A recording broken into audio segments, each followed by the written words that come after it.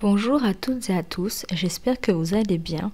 On se retrouve pour une nouvelle vidéo aujourd'hui pour parler de plusieurs cas de disparition plutôt inquiétantes qui se sont déroulés sur l'île de la Réunion. Si cette vidéo vous a plu, n'hésitez pas à commenter, à aimer et à partager. Plusieurs cas de disparition ont été relatés en quelques mois dans le sud de l'île en 2010. Ces disparitions, en plus d'être prises en charge par la police, sont également diffusées par les réseaux sociaux et les ondes de Freedom, une radio très populaire sur l'île. Malgré de nombreux dispositifs mis en place, les disparitions restent souvent sans réponse et se transforment en un véritable mystère et un calvaire pour la famille.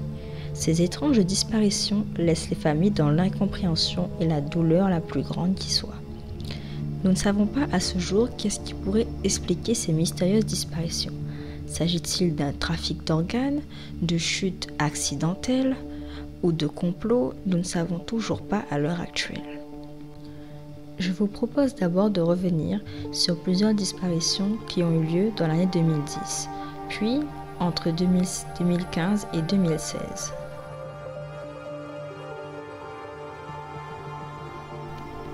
Sylvie Payette a décidé de se rendre au marché forain de Saint-Pierre. C'est une habitante de la ligne des Bambous et une mère de famille d'une quarantaine d'années. Pour s'y rendre, elle a pris le bus très tôt le matin même, mais malheureusement, elle va se volatiliser. Depuis le 22 mai 2010, Sylvie Payette est portée disparue. Elle n'a plus donné aucun signe de vie. Sa famille, morte d'inquiétude, a expliqué qu'il n'y avait aucune raison pour que la femme disparaisse, ou même qu'elle parte sans laisser de nouvelles. Ils ne comprennent pas son absence. Ses proches ainsi que ses amis ont parcouru le nord et le sud de l'île afin de placarder des avis de recherche. De nombreux appels à témoins ont été lancés. Des affiches ont été réalisées et plusieurs démarches afin de trouver des pistes, des indices, voire même un corps, mais rien. L'enquête est à l'heure actuelle toujours en cours.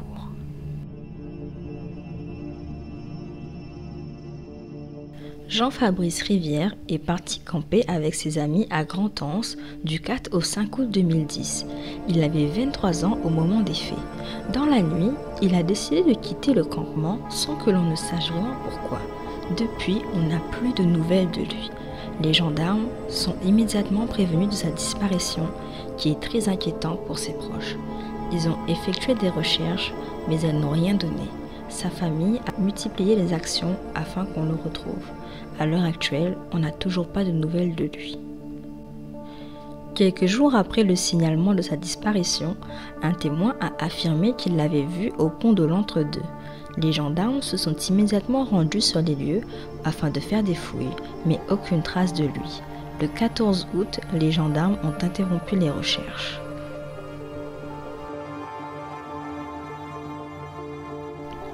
Laurent Firanzoula participe à une fête d'anniversaire avec sa famille le 22 août 2010.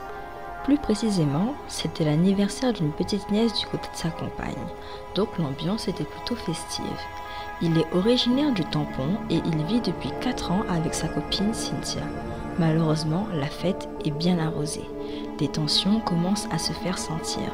Sous fond d'alcool, une dispute éclate entre Laurent Firanzoula et son beau-père.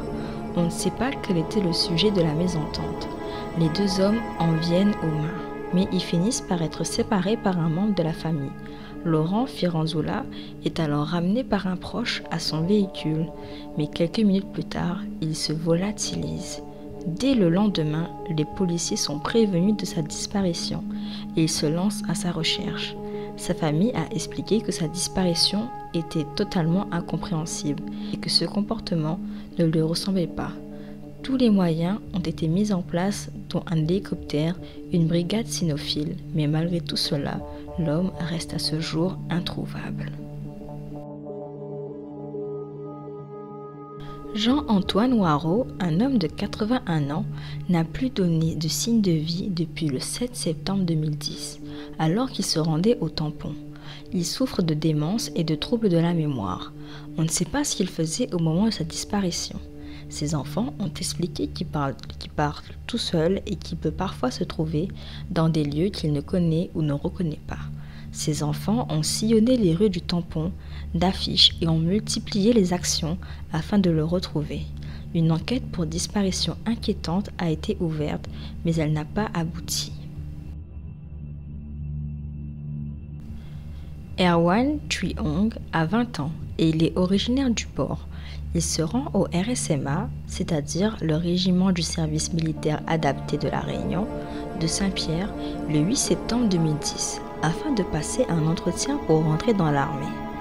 A priori, il s'agit d'un simple entretien, ce qui est plutôt positif pour lui. Il est très content. C'est sa sœur qui l'emmène. Mais malheureusement, il n'en ressortira jamais. Après l'inquiétude et l'incompréhension de sa famille, il est activement recherché. Une enquête est ouverte et d'importants moyens ont été mis en place afin de retrouver le jeune homme, dont la reconnaissance aérienne, nautique ainsi que la brigade cynophile. La caserne a été fouillée, mais aucune trace de lui. La famille a même fait appel à des médiums. À ce jour, l'enquête n'a malheureusement toujours pas abouti.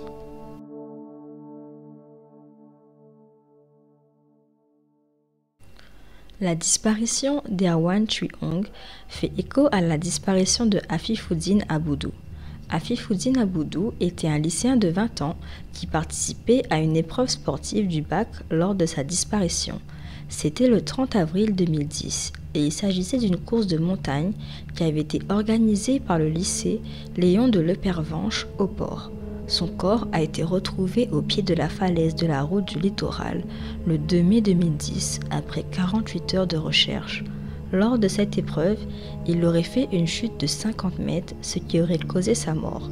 Sa mort suspecte a fait l'ouverture d'une enquête, mais qui n'a malheureusement pas beaucoup avancé. Une association a été créée afin de militer pour connaître la vérité sur ce qui lui est arrivé. Elle se nomme l'Association Vérité et Justice pour Afifoudine Aboudou. C'est la même association qui a participé aux recherches concernant la disparition d'Erwan Thuy-Ong. Puis, une nouvelle série de disparitions mystérieuses a refait surface entre 2015 et 2016. Faisons un petit point dessus.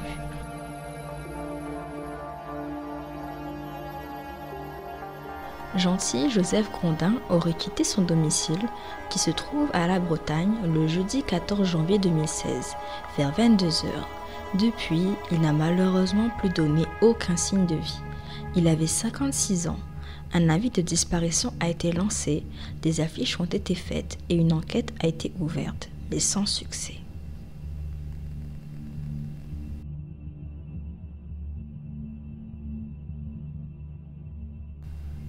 Un jeune homme du nom de Yvonne, dont le nom de famille nous est inconnu, a également disparu mystérieusement.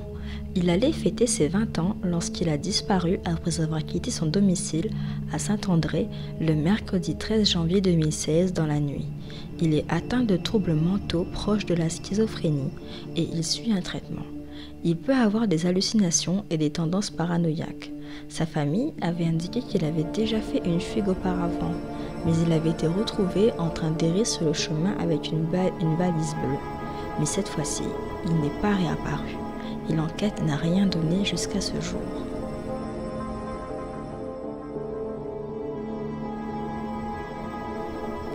Josiane Epifana, 68 ans, a quitté son domicile à Saint-Pierre le 11 janvier 2016 vers 16 h et elle n'a plus donné aucun signe de vie. Elle souffrait de la maladie d'Alzheimer, donc il se pourrait qu'elle se soit égarée à cause de cela. Plusieurs personnes ont indiqué avoir vu une femme correspondant à sa description vers la Ravine Blanche et devant l'église de Terre Sainte. Bien que des battues ont été organisées, la femme reste à ce jour introuvable.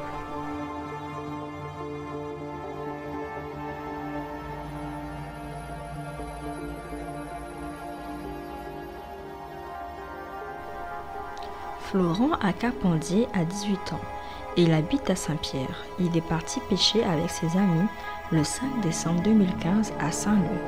Il n'en reviendra jamais. Il a été aperçu pour la dernière fois près de Kélonia sur le littoral le même jour. Des battues ont également été réalisées mais sans aucun succès. Malheureusement, le lendemain de sa disparition, sa paire de savates a été retrouvée, mais aussi son t-shirt près de la falaise. Mais aucun signe de lui.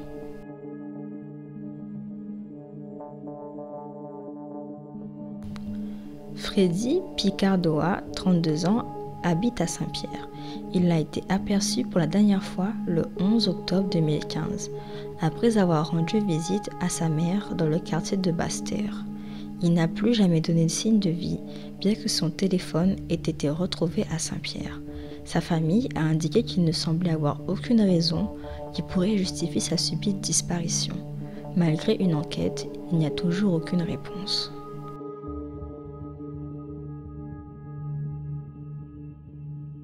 Les disparitions peuvent avoir diverses origines. Elles peuvent être criminelles, comme un enlèvement ou un meurtre, mais il peut aussi y avoir des fugues. Puis, des personnes peuvent disparaître à la suite d'une mauvaise chute ou parce qu'elles se sont égarées et n'ont plus retrouvé leur chemin, comme les personnes atteintes d'Alzheimer. Les maladies, les accidents ou envies suicidaires peuvent être des raisons, mais aussi l'envie de disparaître sans avoir à se justifier. Malheureusement, il arrive que ces mystères durent durant des années, voire qui ne sont jamais résolus.